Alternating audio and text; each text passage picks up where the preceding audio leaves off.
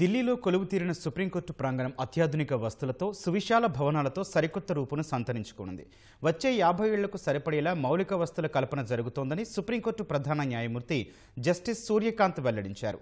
న్యాయవాదులు, కక్షిదారులకు ట్రాఫిక్ ఇబ్బందులు నివారించడానికి మెట్రో రైలు నేరుగా కోర్టు ప్రాంగణంలోకి వచ్చేలా ప్రణాళికలు రూపొందిస్తున్నట్లు చెప్పారు. సుప్రీంకోర్టు భవనంలో ఇప్పుడున్న వారసత్వ భవనాన్ని యథాతథంగా ఉంచి మిగతా అవసరాల కోసం కొత్త భవన నిర్మాణం పనులు వేగంగా జరుగుతున్నాయని సీజేఐ తెలిపారు.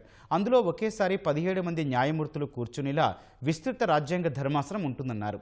13 మంది జడ్జీలతో కూడిన మరో 2 రాజ్యాంగ ధర్మాసన కోర్టులు కూడా సిద్ధమవుతున్నాయని జస్టిస్ సూర్యకాంత్ చెప్పారు.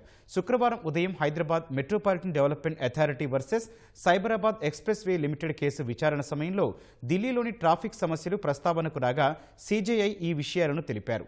నూతన మౌలిక వస్తువుల పనులు పూర్తయితే మరో 50 ఏళ్లు ఎలాంటి సమస్యలు ఉండవని వెల్లడించారు.